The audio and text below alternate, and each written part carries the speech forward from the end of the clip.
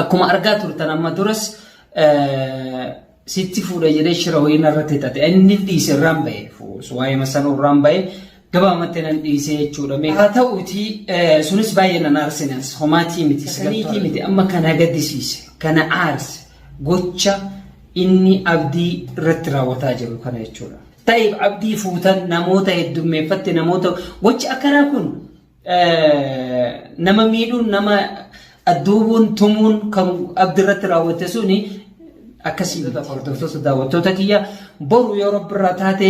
bakka abdii itti Sa'iid Awwaalee kan dhaqee baasu ta'a kan dhaqee harkaa fuudhu ta'a jechuudha. Maaliif isaaniif jechaayyuu baadiyyaa sanirraa ka'ee dhufe. Sa'iid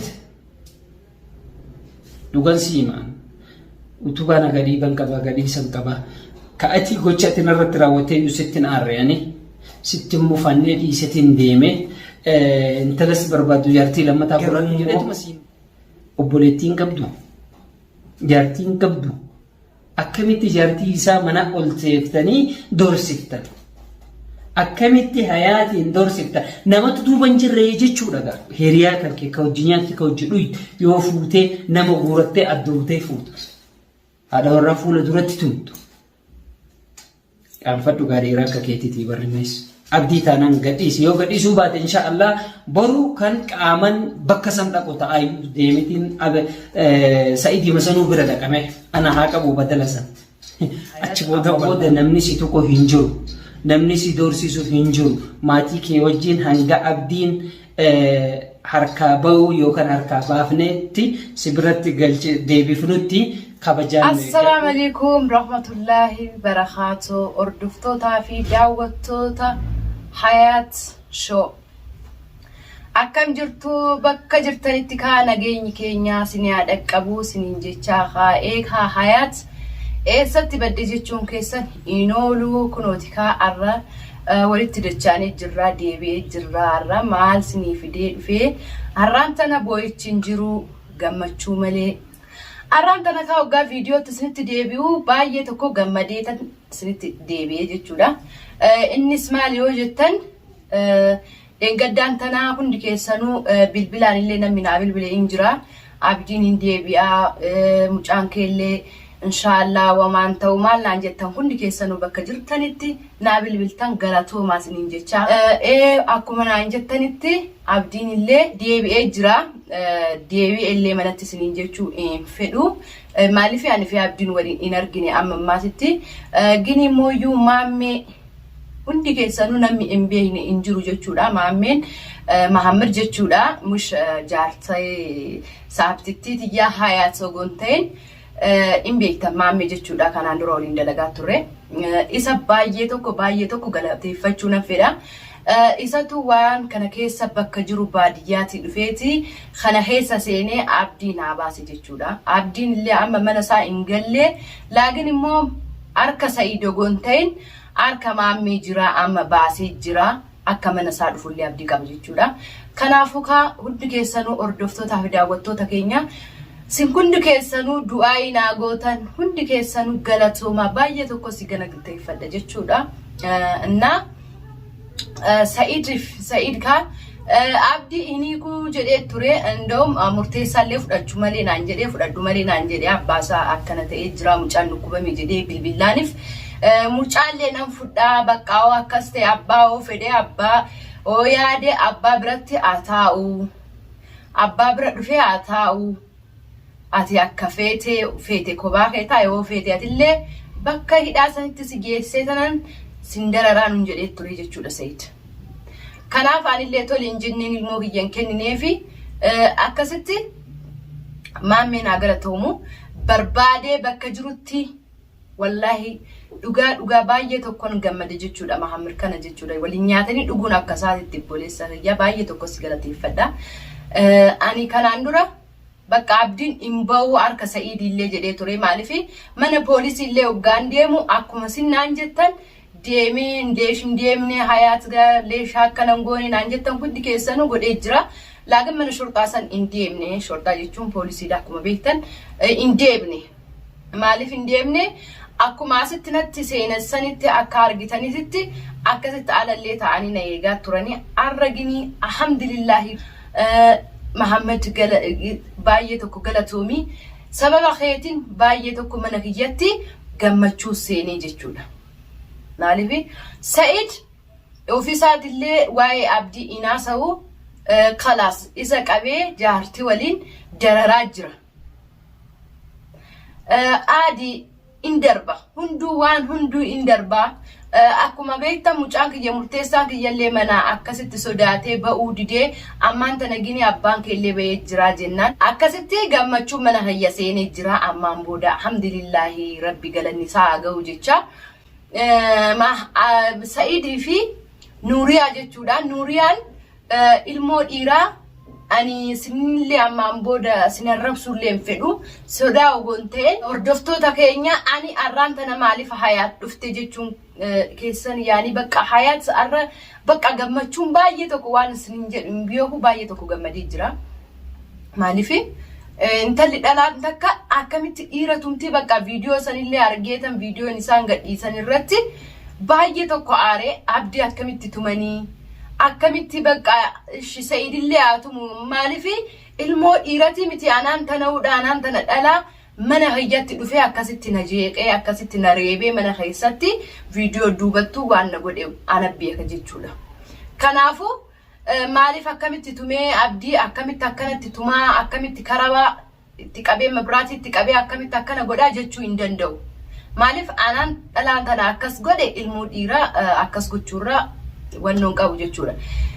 Ani baay'ee tokko sammuu kiyya keessa wannoo jedhe akkamitti jaartiin isaa akkamitti ilmoo dhiiraa akkamitti ishiin akkas gooti. Jaarsa waliin ta'anii akkas godhan jechuudha. Ogoo dhiira taatan sin nama ogoo taatan mana keessan teessaniiti mooyyuu dhiirummaa illee asitti kobaadha. Anaan tana dhalaa akka ta'e ogguma beektanu Said ogguma beektanu dhalaa ta'uu kiyya dhiira natti fidde. Dhiira ogoo taatan kundi keessanuu jechuudha. Walaa jaartiin ta'e walaa ati jechuudha. Baatanii anaan kophaa kiyya jaartii ta'e natti erguu qabda. Baay'ee tokko na shawwadde Nuuriyaan. Ani fi ibboleetti Said waliin dhufaa jirraa hayaat na eeginaan jettee akkasitti ilma dhiiraa fuula isaanii ija isaanii tana malee waan takkan argine halbee qabataniiti natti ol seenan kundi keessanuu akka argitan jechuudha. Ani gini viidiyoo sanillee ofii kiyyaa gadhiifachuu fedheyyuudha. Maaliif Nuuriyaan maal dubbatti maal naan jetti dhiifama na gaafachuu dhufte moo lola waliin wannoo jechuu dhufte maaliif Said kanaan dura bilbilee ani kootu jedhee mana Muhammaditti waan akkas godheef isaaf na waamtee bakka isaaf mana keetitti na eeginaan jettee isaa fedhee tanaan qopheeffadhee viidiyoo teeffadhe jechuudha. Viidiyoo sanillee Said akkasitti akkan qopheessellee beeku akkamitti akka beekan jechuudha.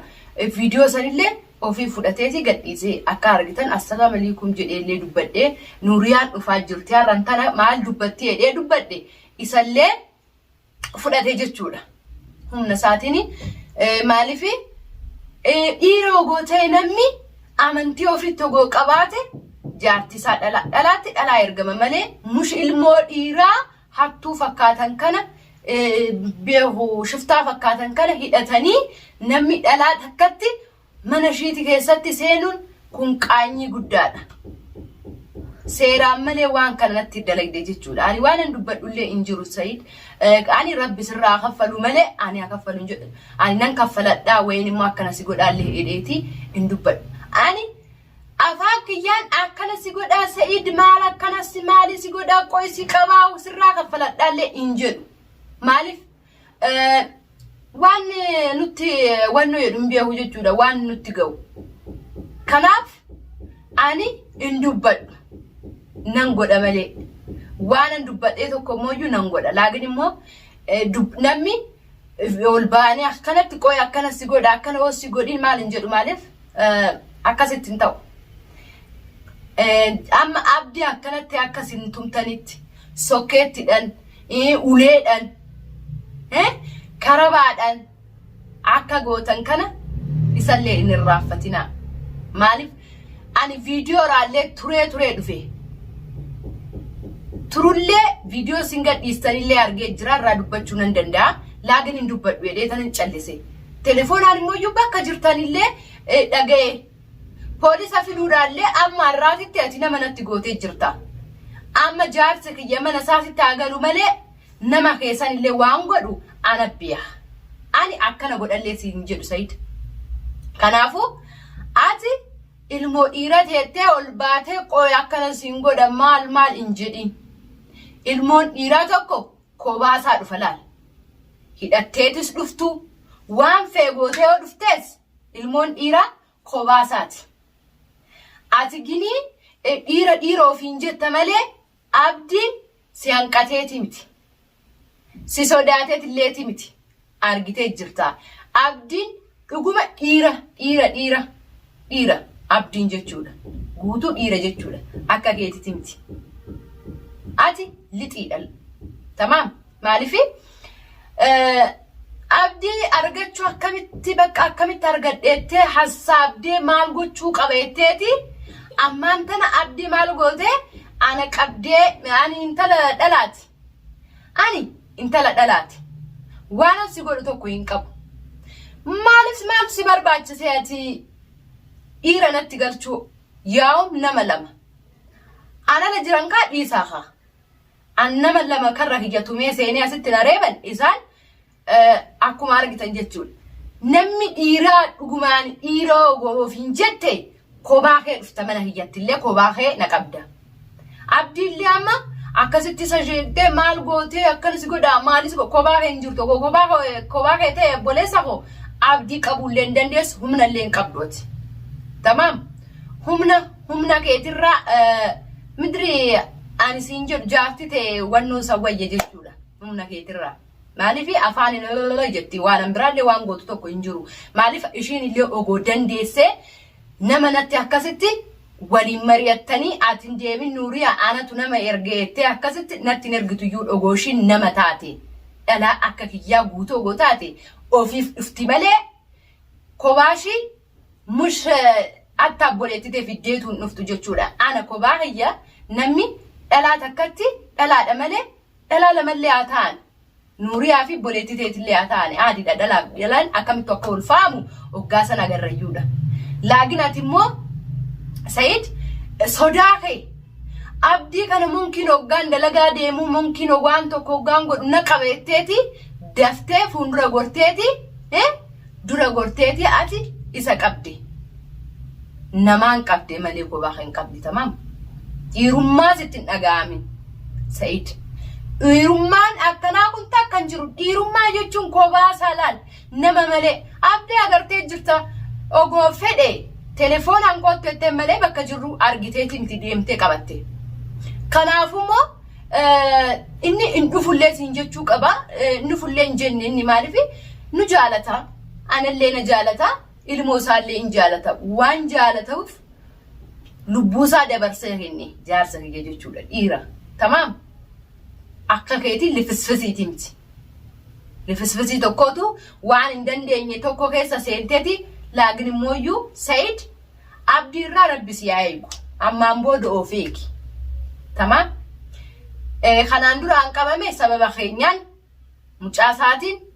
mana isaatitti akkasitti dhuftee akkas gooteemi kanan irraaffatin ani gini akkana si godha abdiin illee hin jedhu jaarsa hiyya waliin illee hin mari'anne maaliif ani fi abdiin waliin argine amma ammaatitti laagan immoo baay'ee tokko gammachuun natti dhaga'amee jira maammiin bakka jirutti baadiyyaadhaa dhufeeti nu jecha tamam nu jecha baadiyyaa dhufeeti akkasitti baasee abdii isa harkaa laagin immoo ani immoo ammallee gadi ba'ee rabshaan godhu manuma hiyyatti isa eega malee abdii tamam abdii qabaanillee akka Mahammed fidee dhufu mana hiyyatti kanaafu Sayid ofeeki abdiirraa ofeeki nama bittee sunillee waan seegan natti fakkaatu maaliif anaanuu maallaqa fidiinaan jedhan doolaara kuma meeqa fidiinaan jedhan doolaara kuma meeqatu haa ta'u ليش دولار إبتك كان تاني يعني سانين كنو فودا ليش أنا أكا كيتي نما بيتيتي نما هي يوم أورومو أكا ستريوان تمام مالك عم بيتي خلافو نمي أتي وانو أتي بيتيسون عبدين إسان بيتو دندا أكا بيتي بيتا أكو أرغتاني تكا وردوفتو تكا ينالي مالك في دين أنجد أنانانو وافيتا سنيكنا مال فيتني منا خنا خيسا جرهن دافدا مال فيتن جنان مالك دولار كما شن أكاسنا عندنا دولار كما شني متي دولار إبلا مان إبا سدين بتك زي كنا نما كنا خنا جتونا